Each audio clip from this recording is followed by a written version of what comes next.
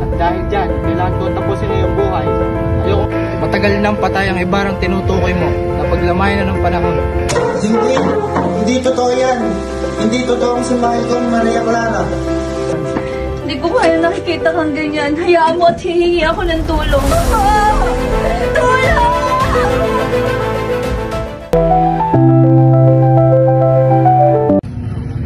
May tutulong ba o Ginoo? Hindi nga ako nagkakamali. Ikaw yan, Ibarra. At dahil dyan, kailangan ko tapusin na yung buhay. Ayokong ikaw pang maging dahilan ng pagkasira ng plano ko. Ngunit Ginoo, hindi na ikaw ang Ibarra ang kilala ko. Matagal nang patay ang ibarang tinutukoy mo na paglamayan na ng panahon.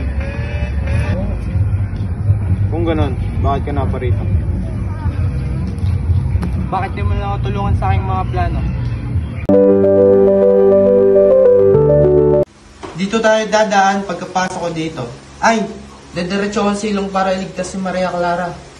Tama ba ang narinig ko? Si Oo. Maria Clara? Siya ang babaeng iniibig ko. Ngunit Ginoo, matagal na pong namayapa si binibining Maria Clara. Ang balita ko ay nilatrato siya at nagpakamatay. Hindi totoo yan. Hindi totoo ang si Michael Maria Clara. Paggiganti kita, Michael.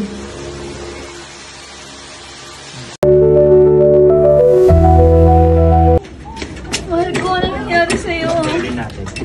Mahal ko, wala akong ginagawang kasalanan. Hindi ko kaya nakikita kang ganyan. Hayaan mo at hihingi ako ng tulong. Tao po. Tuloy ka, Iya. Magandang gabi po, Padre. Magandang gabi, Iya. Upo ka muna.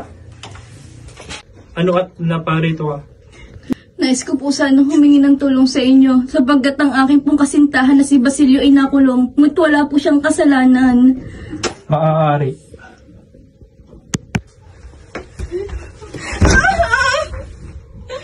Ano ulit po?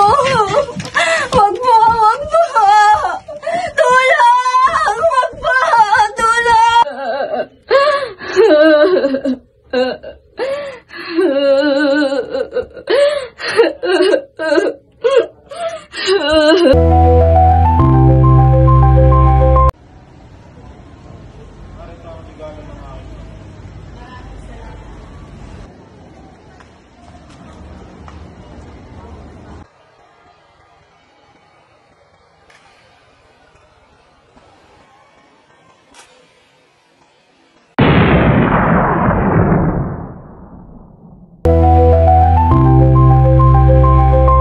Marahil, wala na rin pagpupunguhan ng aking pag-iiganti.